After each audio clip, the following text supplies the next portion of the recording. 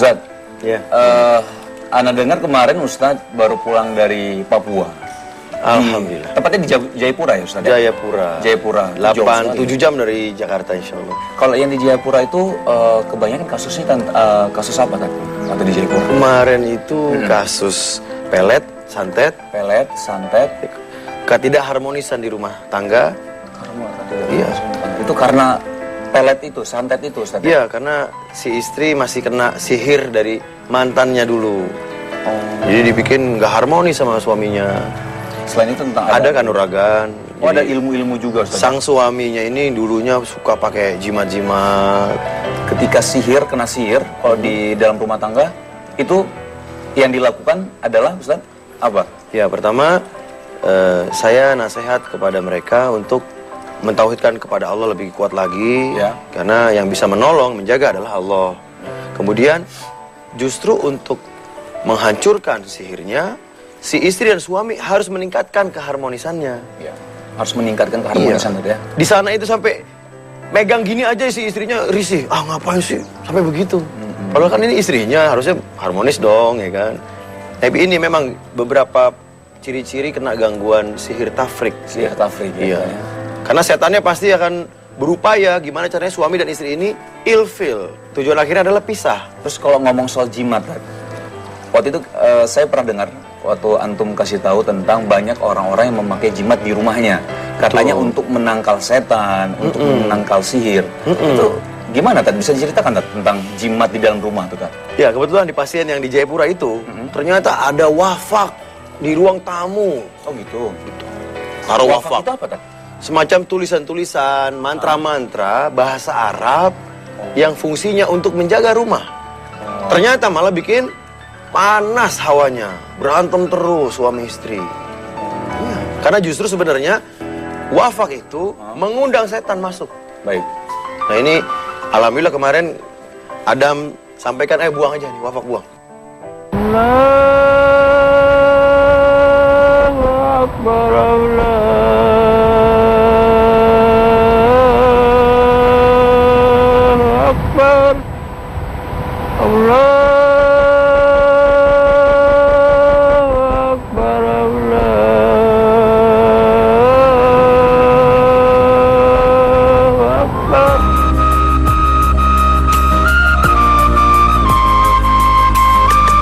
Assalamualaikum warahmatullahi wabarakatuh. Pemirsa Ruqyah yang dirahmati Allah, malam ini kami kembali hadir ke hadapan Anda untuk berbagi kisah perjuangan saudara-saudara kita untuk meraih kesembuhan dari Allah Azza wa Jalla dengan menjalani terapi Ruqyah Syar'iyah. Kali ini tim Ruqyah Trans 7 bersama Ustadz Adam Amrullah berkunjung ke bumi Cendrawasih, Papua.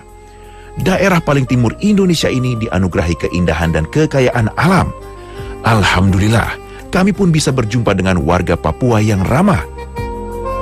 Masya Allah, ternyata di Papua tak sedikit orang yang sudah belajar Ruqyah Syar'iyah, sebuah pengobatan yang disunnahkan oleh Rasulullah SAW. Inilah pengobatan Nabi yang kini mulai banyak dikenal dan dirasakan manfaatnya, baik untuk pengobatan medis maupun non-medis. Sebuah pengobatan yang mengandalkan Al-Quran dan doa-doa sunnah dengan keyakinan penuh hanya Allah Ta'ala yang mampu menyembuhkan. Allah Ta'ala berfirman menceritakan kekasihnya Ibrahim alaihissalam. Dan apabila aku sakit, dialah yang menyembuhkanku. Quran Surat Asy-Syu'ara ayat 80. Dalam surat lain, Allah juga menyampaikan firman-Nya. Dan kami turunkan dari Al-Quran sesuatu yang menjadi obat penawar dan rahmat bagi orang-orang yang beriman. Dan Al-Quran itu tidak menambah kepada orang-orang yang zalim selain kerugian. Quran Surat Al-Isra ayat 82. Bertempat di Masjid Baitur Rahim Jayapura, Papua, Ustadz Adam Amrullah berbagi ilmu dan pengalamannya tentang Ruqyah Syar'iyah bersama dengan jamaah dan warga muslim di Jayapura. Banyak dari jamaah yang mengikuti pelatihan pun mulai bereaksi saat dibacakan ayat suci Al-Quran. Tiba-tiba Syafitri berontak dan berteriak. Hingga beberapa peruqyah sigap untuk mengatasi amukannya. Mereka pun segera mengevakuasi Syafitri ke tempat terpisah agar tidak mengganggu jalannya pelatihan.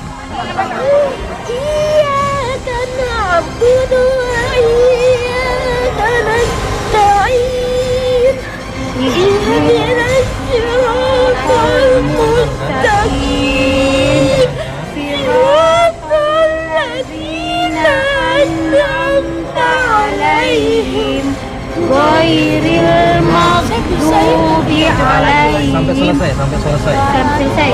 غير المغضوب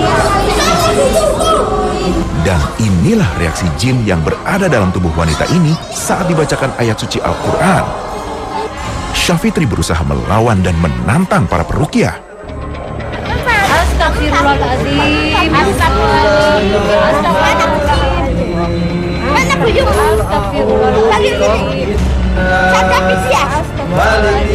La ilaha illallah Muhammadur Rasulullah. Sudah aman di sini. Ya sabar anak. Tempatmu bukan di sini. Tempatmu tuh bukan di sini. Bukan di sini.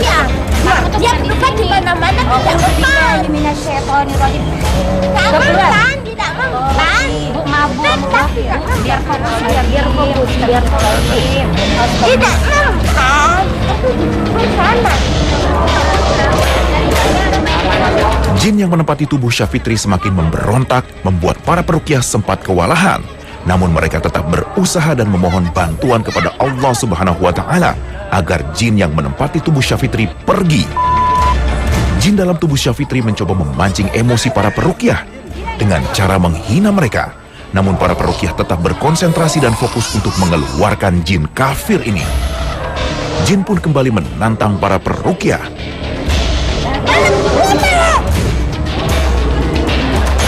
Ustadz Adam mendatangi Syafitri dan meruqyah jin yang berada dalam tubuh Syafitri. Saat bertemu dengan Ustadz Adam, jin yang awalnya bereaksi keras dan menantang peruqyah tiba-tiba berperilaku aneh, tersipu malu.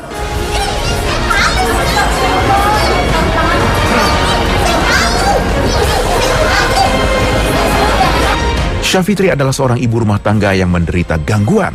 Karena ia dapat melihat makhluk halus di sekitarnya, bahkan dapat meramal masa depan seseorang. Awalnya ia menanggapi biasa saja kelebihan yang dimilikinya. Namun, lama-kelamaan kelebihan yang dimilikinya membuat dirinya merasa terganggu. Emosi yang tak terkendali, mudah curiga, bahkan bisikan gaib yang menghantuinya sungguh membuatnya makin menderita. Syafitri pun menceritakan awal mula dirinya bisa melihat makhluk halus dan diikuti oleh jin. Mulai kecil memang udah bisa lihat, cuman nggak terlalu dihiraukan. Baru SMA ini ikut pramuka, bina pramuka.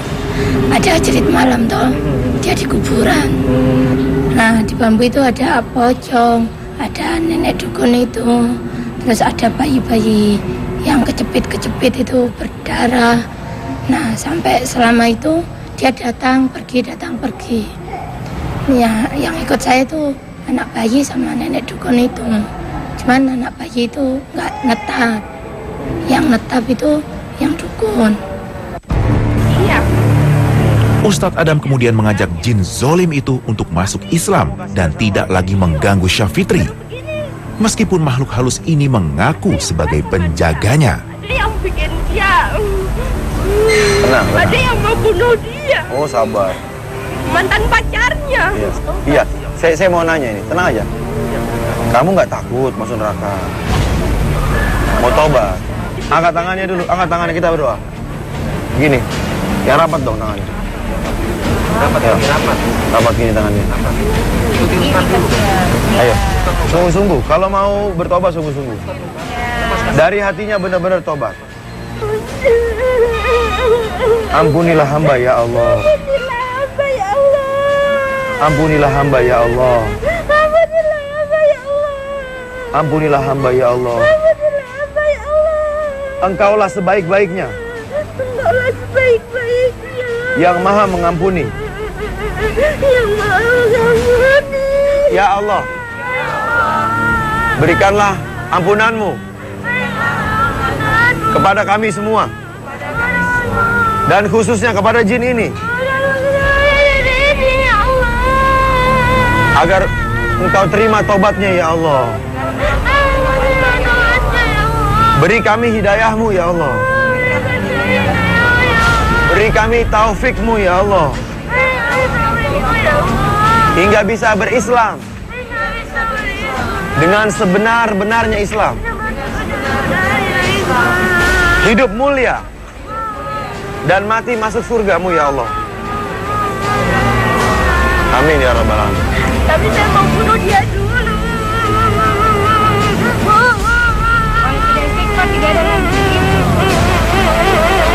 Ya, itu semua terserah kamu. Terserah kamu. Mau bunuh dia, mau bunuh orang, terserah. Tapi ingat, azab Allah diberikan kepada orang yang berbuat zalim. Dalam ruqyah syariah, segala kesaksian jin yang diutarakan melalui lisan pasien jangan dipercaya sepenuhnya. Bisa saja kesaksian bangsa jin ini merupakan fitnah dan dusta. Yang terpenting dalam ruqyah, memberi nasihat kepada jin zolim untuk bertaubat hingga penderitaan yang dialami Syafitri berakhir. Jin keluar dari tubuhnya dan tidak mengganggu manusia lagi. Mudah dapat hidayah ya. Allahu waliyul ladzina amanu yukhrijuhum minaz zulumati ilan nur. Ya Allah, cabut semua yang gelap-gelap dari tubuh ibu ini ya Allah. Tutup semua pintu-pintunya ya Allah. Alhamdulillah, satu jin telah bertaubat dan menyatakan syahadat. Bahkan menunjukkan ada sihir santet di kepala Syafitri yang masih berbekas. Tiba-tiba Syafitri merasa sakit kepala. Rupanya inilah yang dimaksud oleh jin itu. La haula, baca la haula. Wala quwata illa billah. Pelan-pelan. La haula, baca. Wala quwata illa billah. Cabut keluar. Ada jin lain yang berada dalam tubuh Syafitri hingga masih menyisakan sakit yang tak tertahankan. La haula wala quwata. Baca doa la haula. Tunangan udah lama, udah persiapan buat nikah, udah sewa gedung, sewa salon. Tapi kita anak dua ini tengkar. Tapi orang tua sama orang tua tidak ada yang tahu. Tahu begini saya langsung bilang, ya sudah nggak usah lanjut. Mungkin dia sampaikan ke orang tua. Begini orang tua datang ke rumah, akhirnya putuskan. Taunya kalau ada paku itu saya ikut ruqyah di sini itu sudah. Akhirnya ikut ruqyah sampai sekarang badan saya ringan. Alhamdulillah ini mungkin udah diberi jalannya. Semoga tidak datang lagi. Illa billah. Pelan-pelan. La haula, baca. Wala quwata illa billah. Cabut keluar. Bismillah, Allahu Akbar. La Ustadz Adam mendoakan Syafitri agar ia tersadar dan bisa melawan kekuatan jin yang berusaha mengganggu kehidupannya. Namun jin yang mengaku berbeda dari jin sebelumnya menolak dan melakukan perlawanan. Putuskan hubungan jin dengan dunia Allah. Bara'atu minallahi wa rasulil ladzina ahadu minal musyrikin. Bara'atu minallahi wa rasulil ladzina ahadu minal musyrikin. Ustadz Adam terus berusaha agar Syafitri sadar dengan cara memberikan minuman yang dibacakan doa sambil memanggil nama Syafitri. Cara ini dilakukan agar Syafitri dapat melawan dan menolak jin yang berusaha menguasai dirinya. A'udzubillahi minasyaitonirrajim. Bismillahirrahmanirrahim. Was-saffati saffa. Lihat langit. Was-saffati saffa. Fazajirati zajra. Fataliyati zikra. Inna ilahakum lawahid. Rabbus samawati wal ardi wa ma bainahuma wa rabbul masyariq. Inna zayyana sama'a dunya bizinatil kawakib. Wa hifzham min kulli syaitanin marid. La yasama'una ilal mala'il a'la wa yakzatuna min kulli janib. Duhura wa lahum azabu wasib. Ila man khatifal khatfata khatba'u syiyabun sakib. Wasafati sofa. Atas izin Allah Subhanahu wa Ta'ala, jin yang selama ini berada dalam tubuh Syafitri bersedia untuk keluar. Bawa tarik keluar ya Allah. Keluar ya Allah. Bawa tarik keluar ya Allah. Bu siapa namanya? Namun, jin itu tidak kuasa untuk meninggalkan tubuh Syafitri karena masih ada ikatan dengan sang dukun yang mengirimnya. Keluar semuanya, keluar. Ustadz Adam mengajak Syafitri beristighfar sambil menepuk punggungnya agar Syafitri tersadar dari kerasukan. Rupanya perang belum berakhir. Sang dukun melakukan perlawanan yang keras untuk menahan jin piaraannya tetap berada di dalam tubuh Syafitri.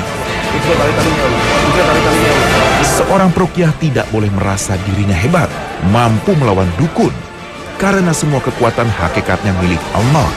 Karena itu, untuk melawan sang dukun, Ustadz Adam berdoa kepada Allah untuk melepaskan ikatan antara jin dan dukunnya.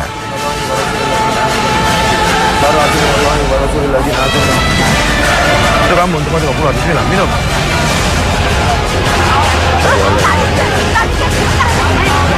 Ustaz Fitri baca syahadat. Indikasi kesembuhan bisa dirasakan pasien sendiri ketika dibacakan Al-Quran, tidak lagi bereaksi keras dan rasa sakitnya menghilang. Wasofati sofa. Ruqyah tidaklah cukup hanya dengan satu kali. Ruqyah harus dilakukan secara terus-menerus agar diri kita benar-benar terbebas dan terlindungi dari sihir dan gangguan jin. Orang yang berada dalam kendali jin seperti yang selama ini dialami Safitri, jika memegang pisau, ia sering mendengar bisikan gaib agar ia membunuh siapa saja yang berusaha menyakiti dirinya, termasuk anaknya sendiri. Biasanya pikiran itu ingin pegang pisau, cuman bisa kendalikan Mas ya. Setiap ingin pegang pisau gini, udah baca-baca dulu. Jadi kayak ada yang suruh ini keluarga, orang-orang terdekat, terutama anak. Kadang kayak orang linglung gitu, mikir dulu, ini siapa yang nyuruh gini. Cuman untuk ingat lagi kita baca lagi. Dulu, apa yang dialami Safitri bukanlah sebuah gangguan. Bahkan Eko sang suami merasa bangga memiliki istri yang mempunyai kekuatan indera keenam. Namun akhirnya ia sadar kelebihan yang dimiliki istrinya ternyata berasal dari jin yang pada akhirnya mengganggu keharmonisan keluarganya. Katanya dia yang pertama itu dia bisa melihat barang-barang halus atau makhluk halus. Dan yang kedua dia bisa menerawang masa lalu dan masa depan gitu. Dan yang lainnya bisa ngobatin orang lain. Contohnya ngobati orang yang nggak bisa jalan, diobati langsung secara tiba-tiba langsung bisa jalan gitu. Setelah menikah, terus dengan adanya keganjilan gitu, terus ada yang bagi saya itu kelebihan, suatu kelebihan, saya bangga gitu loh. Ternyata istri saya selama ini yang saya nikahi punya kelebihan gitu. Ciri-ciri orang yang memiliki kekuatan jin biasanya emosinya tak terkendali dan mudah marah, seperti yang dialami Safitri. Ia pun kerap kali memarahi suaminya meskipun urusannya sepele. Jadi ada salah atau nggak ada salah, dia langsung kadang-kadang marah. Setiap apa yang saya lakukan itu serba salah gitu. Mengetahui awalnya dia karena dia ternyata punya yang nempel, yang ikut istri saya secara goib. Saya yakin bahwa itu bukan istri saya. Langsung saya minta perlindungan sama Allah Subhanahu Wa Taala bahwa ya Allah, tabahkanlah hati saya dalam menghadapi istri saya. Subhanallah, Allah telah tanamkan kesabaran kepada Eko hingga ia mampu menerima perilaku jelek istrinya.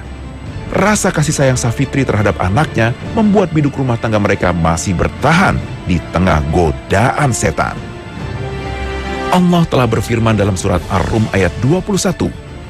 Di antara tanda-tanda kekuasaan Allah, ialah Dia menciptakan untukmu istri-istri dari jenismu sendiri, supaya kamu cenderung dan merasa tentram kepadanya, dan dijadikannya di antara kamu rasa kasih dan sayang. Sesungguhnya pada yang demikian itu benar-benar terdapat tanda-tanda bagi kaum yang berfikir.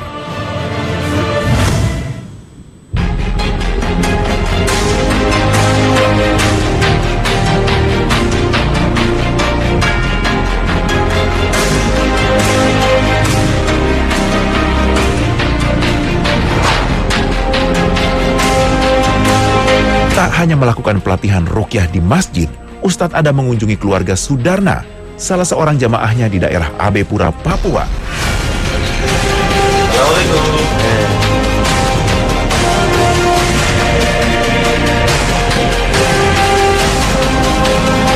Sudarna, ayah 4 anak ini, mengaku mendapat serangan santet. Tidak hanya dirinya yang menjadi sasaran, istri dan anaknya pun turut merasakan gangguan jin zolim. Kasus santet biasanya menyerang seluruh anggota keluarga, karena itulah sebaiknya terapi ruqyah melibatkan semuanya. Baca Al-Ikhlas, yuk. Al-Falaq, yuk. Bismillahirrahmanirrahim. Qul huwallahu ahad. Saat membaca doa bersama, tiba-tiba Sudarna bereaksi.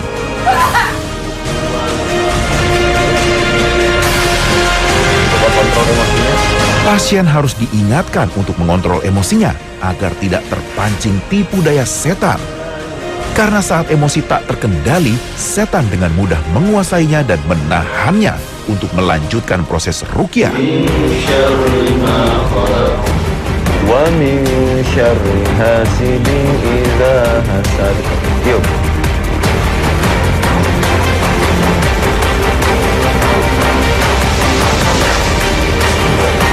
Sudarna misalnya merasa ada yang berusaha untuk mencekiknya. Yang paling gak enak di mana, San? Kepala, iya. Sekarang kita bertobat dulu sama Allah, kemudian nanti kita baca Quran untuk mengusir. Karena tobat dulu, Bapak ingat dosa-dosanya, kita semua ingat dosa kita. Kita minta ampun sama Allah.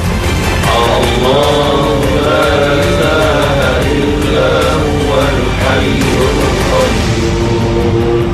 Man zal ladzi yashfa'u indahu illa bi'idznihi.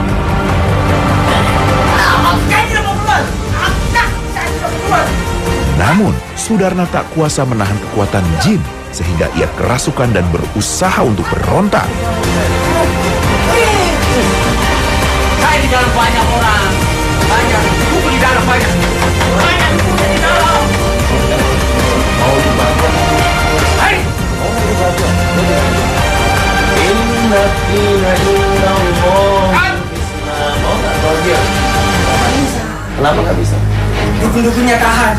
Tahan? Ya, banyak dukun yang tahan. Oh, Masya Allah. Jadi kan seluruh jin ya bisa melihat ayat ini ya. Wa may yuti'illaha wa rasulahu yudkhilhu jannat wa rasulahu. Makanan itu sudah menjadi daging dalam tubuhnya. Makanan apa? Makanan. Makanan apa? Nasi, kue, pari. Pengakuan jin ini mungkin saja benar. Karena sebagaimana dijelaskan dalam sabda Nabi, setan dari bangsa jin akan ikut makan makanan yang tidak dibacakan basmalah terlebih dahulu. Bunyi-bunyi baru datang ke saya. Saya khawatir. Oke. Saya khawatir. Hai. Ya, kemarin agar bisa saya doakan. Ya Allah, berikan kepada jin yang baik ini, ya Allah. Berikan kepada jin yang baik ini, ya Allah. Berikan kepada jin yang baik ini hidayahmu dan taufikmu. A'udzubillahi minasyaitonir rajim. Bismillahirrahmanirrahim. Aduh, kok saya jangan baca itu. Aduh, panas. Panas, panas, panas. Iyyaka na'budu wa iyyaka nasta'in. Ihdinas siratal mustaqim. Siratal ladzina an'amta 'alaihim ghairil maghdubi alaihim waladdallin. Amin. Saya bantu masuk Islam. Bangsa jin ini bertobat setelah didoakan dan didakwahi oleh Ustadz Adam untuk tidak kembali lagi mengganggu keluarga Sudarna. Nurun ala nur. Siapa bertobat ya? Sudah saya Nurun bertobat. ala nur. Saya Nurun tidak sanggup. ala nur. Tidak sanggup, saya mau kembali ke dukunku. Wallahu bi kulli syai'in. Aduh. Mau masuk Islam, saya bantu nih. Aduh, tunggu dulu saya pakai dukung saya itu. Gak apa-apa, kalau bicarakan hubungan dia, jin ini dan seluruh kedukunnya. Bara'atu minallahi wa rasuli ila lazina ahatu minal musyrikin. Putus hubungan kamu dengan dia. Bara'atu minallah wa rasulihi ila lazina ahatu minal musyrikin. Putus semua hubungannya jin ini dan dukunnya. Bara'atu minallahi wa rasulihi ila lazina ahatu minal musyrikin. Dukung itu lagi. Gak mau kedukun lagi ya? Gak mau. Ya. Saya dia siksa saya. Ya. Dia yang kaya, saya yang tersiksa. Nah, pintar kamu jin pintar. Kamu jin baik insyaallah. Lihat ini. Dengerin. Wa ma khalaqtul jinna wal insa illa liya'buduni, kata Allah. Dan tidaklah kuciptakan jin dan manusia kecuali untuk beribadah kepada Allah. Asyhadu. Dan dengan dibimbing Ustadz Adam, bangsa jin yang berada dalam tubuh Sudarna diajak untuk memeluk Islam. Anna Muhammadan Rasulullah. Ya Allah, bawa seluruh jin ini ke masjid. Sebelumnya keluar sekarang timur. Ya, pada Allah. Atas apa?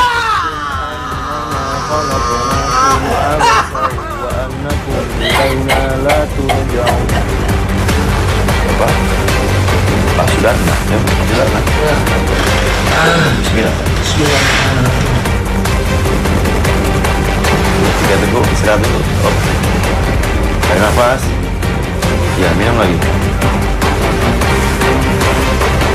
Oh. Nafas dulu. Apa yang Bapak rasakan? Sebelumnya Sudarna tidak sadar kalau dirinya dan keluarganya menjadi korban santet karena tidak merasa memiliki musuh. Awalnya ia merasa apa yang dialaminya adalah penyakit biasa. Namun setelah mengikuti terapi ruqyah, barulah ia sadar bahwa ia telah menjadi korban sihir jahat. Biasanya yang lalu-lalu itu saya kayak kurang enak badan. Waktu itu saya diruqyah lagi, saya kadang-kadang muntah-muntah. Disitulah bahwa saya memang ini kayak bukan penyakit medis tapi non medis. Hanya sampai sekarang saya berusaha mendalami itu ruqyah. Selama dalam kekuasaan jin, Sudarna merasa rumah tangga selalu dalam bara api. Hampir setiap hari ia sering cekcok dengan istrinya. Kalau yang di sini memang saya punya istri sering kadang-kadang dulu itu sering saya pukul. Tidak jelas apa sebabnya. Saya sedikit-sedikit marah sama api itu sering juga tiba-tiba marah. Selain tak mampu mengendalikan amarahnya, ia pun mengaku sering didatangi jin melalui mimpi. Dan jin yang mendatanginya berwujud binatang, seperti ular ataupun anjing. Itu anak saya yang kecil itu, Nerisa itu saya pernah mimpi dia kan banyak sekali ular yang keliling dia. Hanya sambil pisau, saya potong-potong itu ular yang melekat di badannya terus lepas. Dan setelah itu ada yang tiga ular yang besar sekali. Tapi waktu itu saya istighfar, jadi itu ular dia lari. Saya lihat lari tidak masuk di rumahnya orang. Istri Sudarna pun sering mengalami mimpi yang sama, yaitu dikejar oleh anjing dan merasa kesakitan saat berjalan. Ada anjing besar tuh, tapi anjing hitam. Tapi ada bapak-bapak saya lihat itu pakai sarung, karena dia bilang, loh, ya kejar dia.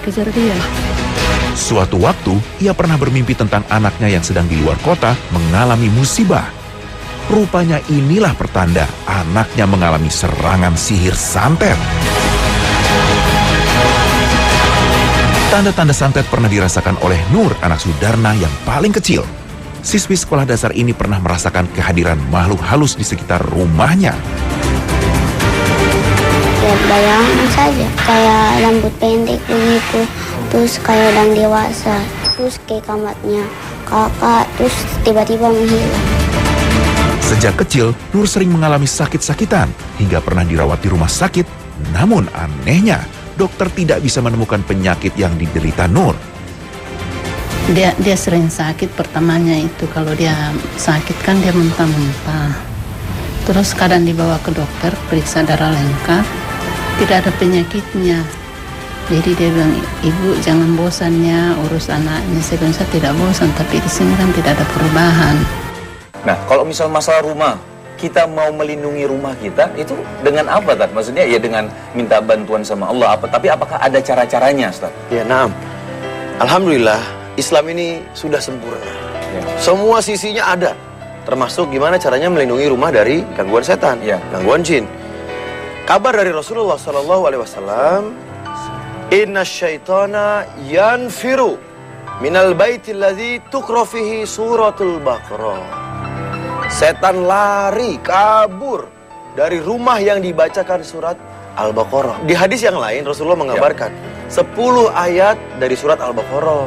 10 ayatnya awal, akhir, tengah atau? Ya, ada yang salah satu hadis yang 4 ayat di awal. 4 ayat di awal. Alif Lam Mim, dzalikal kitabu la raiba fihi hudal lil muttaqin, dan seterusnya sampai 4 ayat.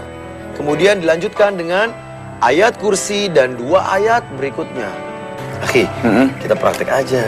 Praktek baca Al-Baqarah. Oh, untuk menjaga rumah ya dari gangguan jin dan syaitan. Nah. Al-Baqarah tadi ya? Nah. Bismillahirrahmanirrahim. Alif Lam Mim.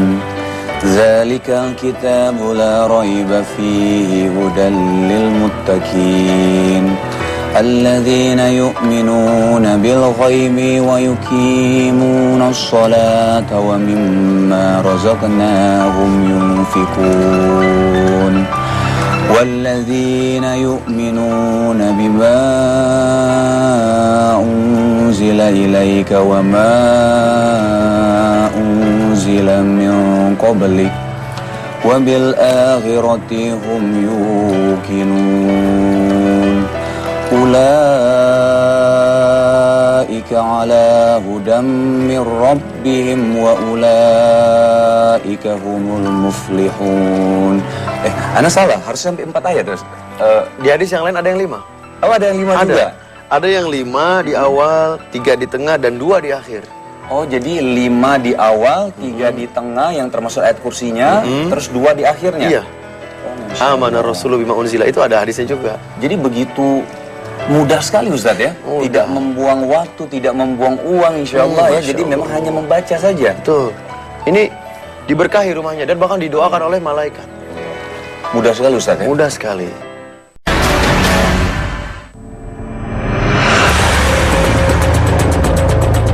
Inilah keindahan Papua.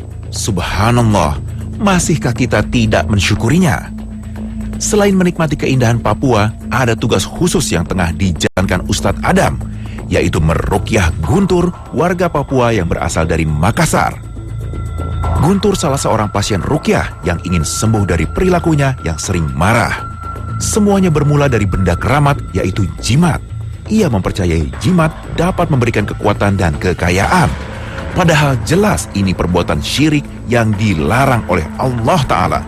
Allah melarang bahkan membenci perbuatan syirik. Allah berfirman, sembahlah Allah dan janganlah kalian mempersekutukannya dengan sesuatu pun.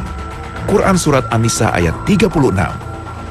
Ya, saya minta Bang Guntur untuk ridho melepas semua jimat-jimatnya yang pernah dimiliki ya. Coba kita lihat depan sana. Indah sekali kan? Nah, dengan keagungan kita menyaksikan semua ini, minta ampun sama Allah. Silakan minta ampun. Menghadap sana. Langkah pertama dalam ruqyah dengan bertaubat, memohon ampunan Allah dari dosa-dosa syiriknya. Dan inilah reaksinya.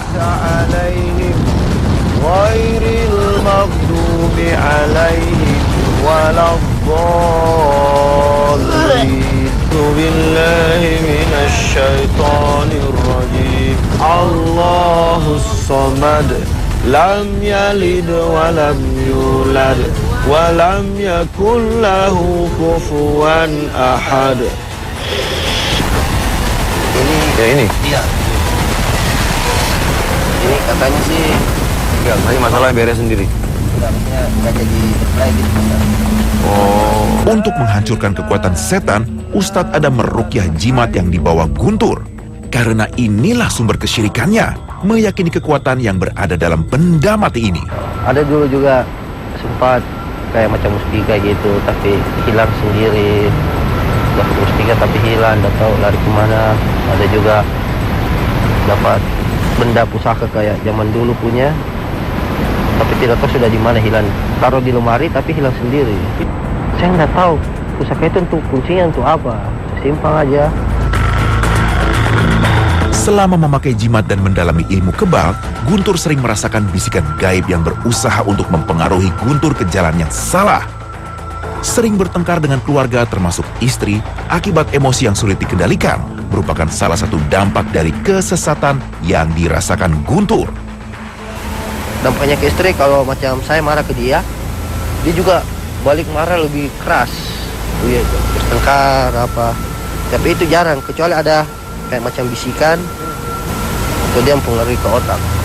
Tiba-tiba aja langsung, yang tadinya masalah sepele aja langsung marahnya, langsung emosi naik cepat.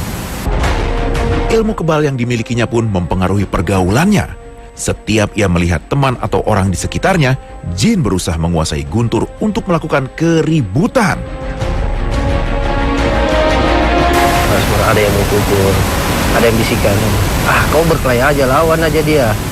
Dia itu kecil daripada kamu, walaupun orangnya besar, tapi memang dari mata penglihatan saya lihat orang itu kecil. Kayak ribut sama si A, si B. kamu datangi rumahnya, bawa pisau, datangi rumahnya, kamu tikam saja. Nah, ada bisikan kayak gitu. Dan pukul saja, itu tidak ada apa-apanya. Saat diruqyah, Guntur mengakui mendengar jeritan dan merasakan kesakitan dalam perutnya. Sakit yang ia rasakan seperti mendapat tusukan dari benda tajam.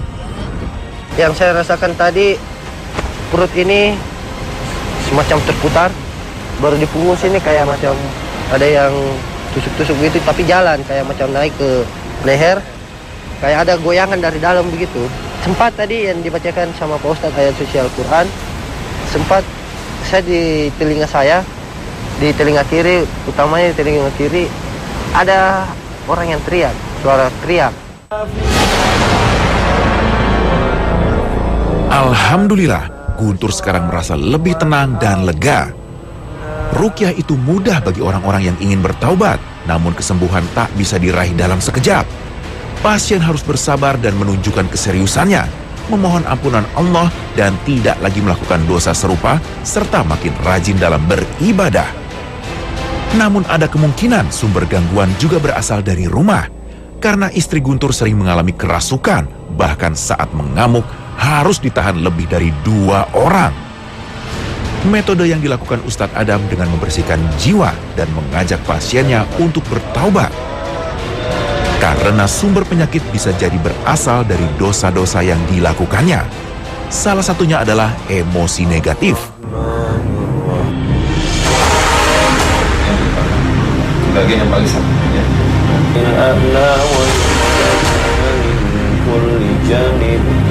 Ya Allah, izinkan aku bicara dengan Bismillahirrahmanirrahim.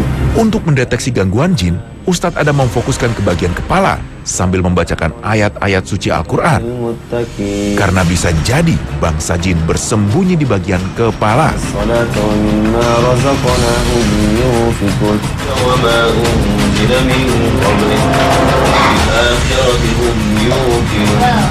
Jin yang ada di sini saya nggak mau nantang.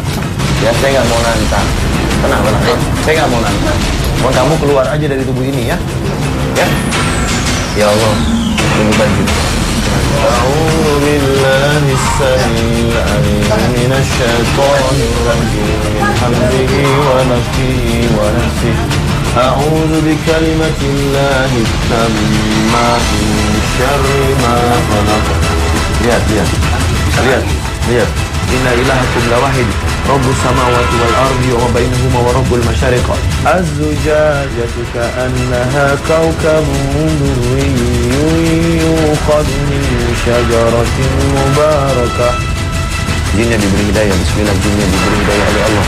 Bismillah, jinnya diberi hidayah oleh Allah. Bismillah, jinnya diberi hidayah. Kepala sakit, perasaan gak enak, baru ini kayak pusing. Jadi setelah itu sudah nggak tahu. Tapi kalau pada saat nggak sadar itu sebenarnya bukan nggak sadar sih. Kalau bagi saya sadar. Itu saya yang lihat orang begitu. Tapi kalau ngamuknya saya nggak tahu. Setelah diruqyah, Ros mulai merasakan perbedaan. Badannya mulai ringan dan rasa sakit di kepalanya mulai menghilang. Awalnya ia menduga sakit yang dialaminya karena faktor medis. Yang dirasakan awalnya itu badan di belakang itu rasa panas dari hawa panas. Tapi dipikirnya itu hanya mungkin medis. Terus berselang itu badan kaku, kram, jadi sering keluar masuk rumah sakit. Tapi ternyata bukan medis. Anehnya, sebelum mengalami sakit, ia sering merasakan mimpi sebagai penanda datangnya penyakit itu. Kalau mau datang penyakit ini, saya selalu mimpi di hari-hari tertentu. Mimpi terus ada tanda ini di sini, di sekitaran sini kayak gigitan nyamuk. Terus mulai dari situ perasaan sudah mulai nggak enak. Kalau sudah itu, udah langsung pingsan, sudah nggak sadar itu sampai ngemuk-ngemuk. Karena emosinya sering tak terkendali, Ros sempat minta kepada suaminya untuk diceraikan. Iya, biasa kalau macam sudah emosi yang bagaimana itu paling dalam hati itu kepingin sekali bilang cerai. Sudah pernah telepon mertua, saya telepon mertua, saya bilang ambil kembali tuh anakmu, saya sudah nggak butuh. Inilah akibat dari perbuatan syirik, bersekutu dengan setan. keluarga menjadi korban dan tidak ada keharmonisan lagi dalam rumah tangga. Selain kita membaca Al-Quran, apa lagi? Untuk kebetulan waktu di Jayapura Ya. sudah terkena kan? Ya. Sudah terkena sihir. Nah, juga bisa makan kurma ajwa. Oh, kurma ajwa ya? Iya, karena Rasulullah Shallallahu Alaihi Wasallam mengabarkan 7 butir kurma ya dimakan di pagi hari itu bisa menjauhkan dari sihir. Harus di pagi hari, Ustaz? Ya, di hadisnya seperti Di hadisnya itu. seperti itu ya? Artinya boleh dimakan di malam hari, namun 7 butir untuk sarapan itu bagus sekali kan sebelum beraktivitas. Di situ juga banyak kandungan gizinya, Baik. energinya dan tidak menggemukkan makan kurma itu kan? Oh gitu ya? Iya. Jadi Sehat sekali, Ustaz. subhanallah, semua yang ada di diri Rasulullah pasti Iya. bagus. Kalau misalnya air zam-zam. Nah. Air zam-zam waktu anak umroh, Ustaz, itu katanya kita minum sebanyak apapun katanya akan menghilangkan dahaga tapi tidak akan mengkembungkan Iya, perut kita gitu. Tapi ada yang bilang banyak-banyak baca doa itu pengaruhnya apa, Ustaz ya? Iya. Jadi misalnya ini air zam-zam ya. Ada hadis kabar dari Rasulullah SAW. Ma'u zam-zam 5 syuribalahu.